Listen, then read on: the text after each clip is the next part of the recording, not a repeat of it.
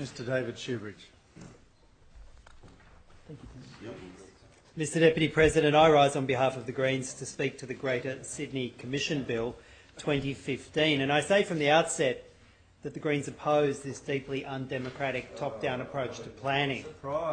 As the Greens opposed Part 3A, which was a deeply damaging, deeply undemocratic, deeply unaccountable change to the planning laws, which the Coalition, of course, when in opposition, supported in the lower house and then grudgingly came to a kind of semi-opposition to it in this place. As we have opposed all the changes to the planning laws since they've been put in, since a good law was passed in 1979, which has been watered down, made less democratic, given less environmental protections, ever since a good bill passed this House in 1979. And so too we come to the Greater Sydney Commission Bill 2015. This bill will put in place, not just for Sydney, although it is called the Greater Sydney Commission Bill, but as I will detail in the second reading speech, it actually intends to apply its undemocratic planning oversight, planning control across the rest of the state. It puts in place a top-down appointee commission with no democratic accountability, none at all.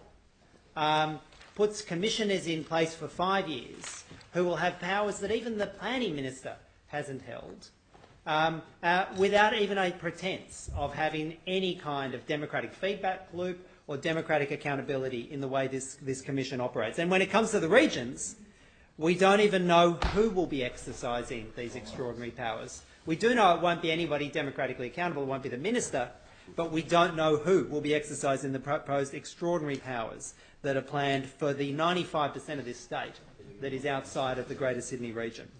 The bill seeks, on its face, to establish the Greater Sydney Commission as a government agency with primary responsibility for Sydney's metropolitan strategy and local environment plans.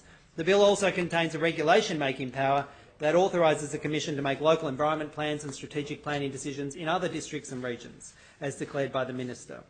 The objects of the bill are said to be this: to constitute the Greater Sydney Commission as a New South Wales agency having functions relating to planning and development in the Greater Sydney region, to provide for the constitution of Sydney planning panels, basically a takeover of the JRPPs, for the Greater Sydney region, which will operate as joint regional planning panels under the EP&A Act 1979, and to amend the Planning Act to authorise the Commission to make local environment plans under that Act for the Greater Sydney region, and to establish a scheme for strategic planning in the Greater Sydney region and other regions declared by the Minister. And that last little bit, that tiny little addendum, is where this Act allows for every local environment plan in every council outside of Sydney to be overridden by whoever it is the Minister chooses to appoint and give that power.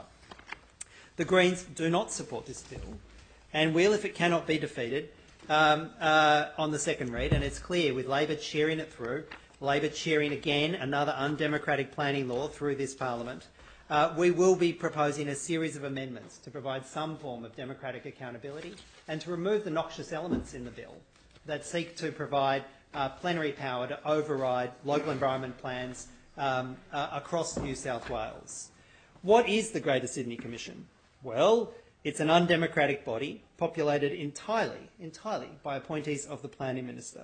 The membership of the Greater Sydney Commission will be a Chief Commissioner appointed by, the Planning Minister. There'll be 3 Greater Sydney Commissioners appointed by, let's think, who's going to appoint them? The Planning Minister. One is to be appointed by the Planning Minister as the Commissioner with principal responsibility for the activities of the Commission to the extent that they relate to environmental matters. And it's good, there's a little tick there on environment matters. One is to be appointed by, the Planning Minister, as the Commissioner with principal responsibility for activities of the Commission that relate to social matters. And one is to be appointed by the people of New South Wales. No, sorry, strike that. The other one is to be appointed by the Planning Minister as the Commissioner with principal responsibility for the activities of the Commission to the extent that they relate to economic matters. But then we move to the 6 district commissioners who are meant to represent local government in 6 as yet defined, 6 local council sub-regions. Now let's see who's going to appoint the 6 district commissioners. Will they be democratically elected by the people that they're meant to be representing? Well, no. Will they be nominated by the local councils that they're meant to be representing? Let me think about that. No. So who will? Guess who appoints the 6 district commissioners? Oh, that's right, the planning minister. And there you have it, the Greater Sydney Commission, this wonderfully democratic organisation where every single member is appointed by the planning minister, where not a single resident of Sydney, apart from one person, which is the planning minister, will have any say in who gets appointed, and where not a single member of the commission has a single element of statutory accountability to anybody, not even the planning minister. So they're appointed for 5 years and there is zero democratic accountability. So these district commissioners, who are meant to be representing the wishes of their local council areas, are appointed for 5-year terms, and did I forget to say they were chosen by the planning minister? That's right, they're chosen by the planning minister. And the Act, however, should give the residents of Sydney this enormous comfort, because it says this in relation to how it is the minister will go about working out who to appoint. Before appointing a person as a district commissioner to represent a district in the Greater Sydney region, the minister is to seek the advice of the local council of each local government area in that district in relation to the proposed appointment. However, the minister is not prevented from making an appointment if a local council fails to provide any such advice when requested to do so. Is the minister bound by the advice? No. Does the minister have to read the advice? No. Does the minister have to have regard to the advice? No. Is it a nomination process? No. It's whoever the minister chooses. In other words, local councils can give their advice, the minister can ignore it. And if local councils don't get around to giving advice, well, the minister will just ignore them anyhow. And once appointed, these district commissioners have not a single element of responsibility to engage with the local communities or engage with the local councils. They are unaccountable in how they'll exercise their powers. And what are the Greater Sydney Commission's powers? Well, the Greater Sydney Commission will have the power to prepare and implement district plans for the 6 districts of Greater Sydney. And those district plans will be binding on local councils, and councils will be required to amend their local environment plans to accord with the district plans. In other words, whatever the Greater Sydney Commission, this unaccountable appointed body, produces in terms of district plans, they become the force of law, and local councils, democratically accountable local councils, who often spent years working with their communities on their local environment plans, they are just compelled by force of law to amend their local environment plans to accord with whatever the minister's appointees have said should happen for that part of Sydney. It has all the democratic accountability of Tsarist Russia, this bill. The Greater Sydney Commission will also have the current ministerial powers in relation to making, amending or rejecting LEPs. They'll be able to do spot rezonings. And if a community doesn't like what the Greater Sydney Commission does in terms of a spot rezoning or in terms of the overriding of their local environment plan, say for example the community wanted a park somewhere and the district commissioner in his or her wisdom decides that the park should be replaced by high-rise. What can they do? What can they do? The answer is nothing. They can whistle Dixie because the commissioners don't care what the community says, because they're not appointed, they're not responsible to, they are in no way accountable to the local community, just whatever they choose. Why is Labor voting for this bill, you might ask? Well, in budget estimates, the Honourable Penny Sharp, when the question was put to her about why she was supporting the Greater Sydney Commission bill, which she hadn't even read the legislation, hadn't even been tabled, just simply said, as Labor and I note the interjection.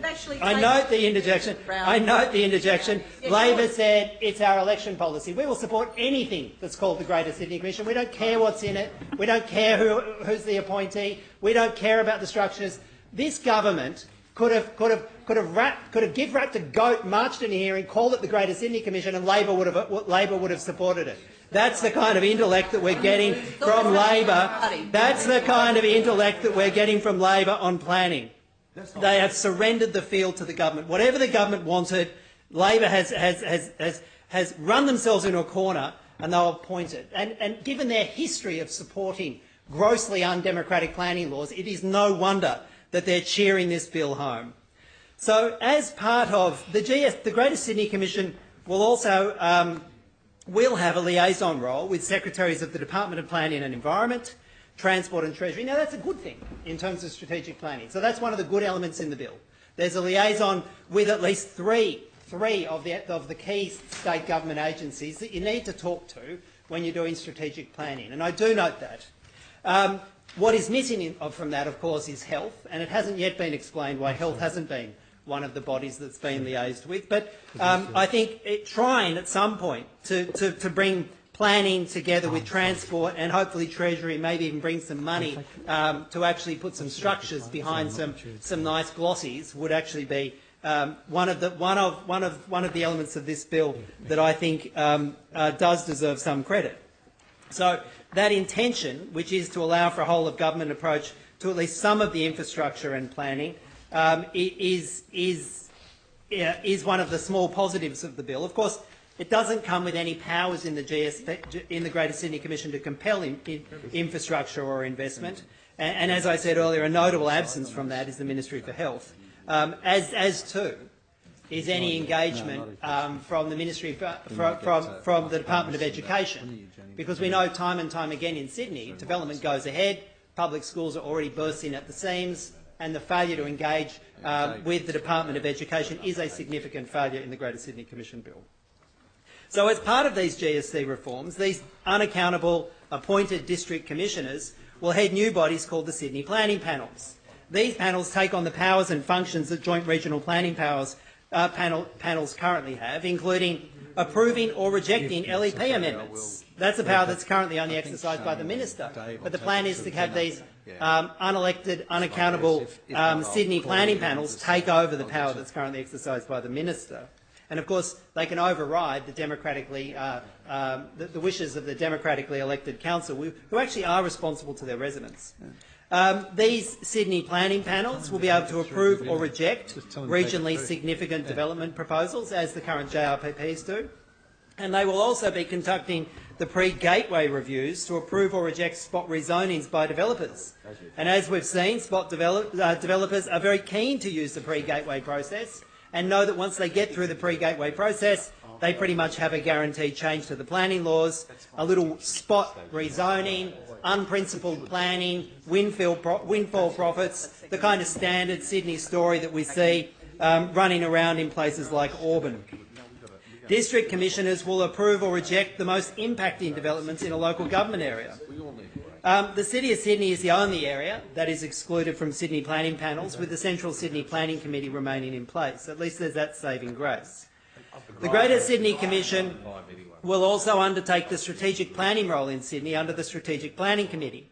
It will produce the Metropolitan Plan and sub-regional metropolitan plans that will produce enforceable housing and development quotas for councils and are often used as the basis to remove councils' planning powers or to impose urban renewal or so-called urban activation zones on unwilling local communities, who often the first time they hear about them is when they start having knocks on the door from developers trying to buy up their properties.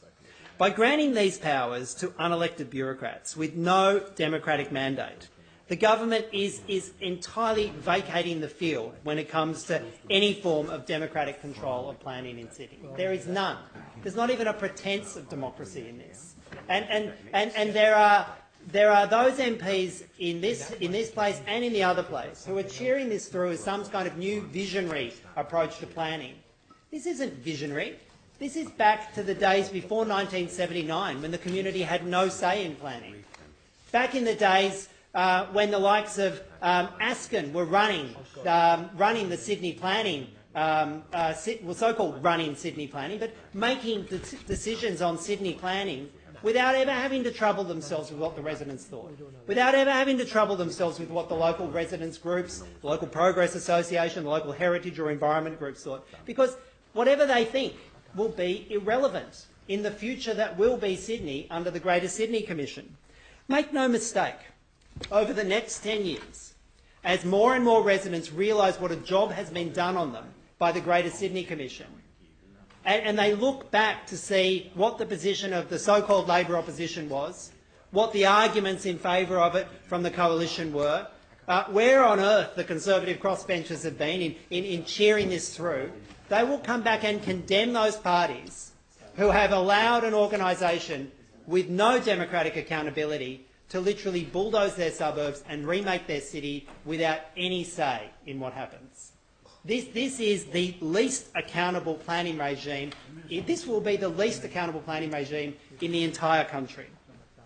The Greens do strongly support an alternative model for regional planning that involves democratic joint organisations of councils with strong statutory backing, taking the lead on regional planning in their communities. That's a vision for strategic engagement. That's a vision for democratic engagement. And that's a vision to get the best out of our local communities by talking with them and engaging with them, getting their consent, working with them, explaining what's needed in their local area and in their region, and then delivering it through democratic joint organisations of councils. And the best proposal for this at the moment, that is being treated with contempt by the local government minister, I don't even know if it's been read by the planning minister, is that we've seen presented by Hunters Hill, Ryde and Lane Cove Council, who together have approached the government with a vision for regional planning, being performed by a joint organisation comprised of 2 councillors from each council. Those councillors, unlike the district commissioners and unlike the commissioners of the Greater Sydney Commission, would actually be democratically accountable to their local councils and through them to their residents, the people who actually live in the place where the decisions will have the greatest impact. And that joint organisation would determine the tough regional questions, such as where to allocate additional housing, strategic resource allocation for things like transport and education and health, and they could readily undertake most of the roles proposed by the Greater Sydney Commission. What's the crucial difference? Well, the crucial difference is they would be accountable. And this is not just a Sydney bill.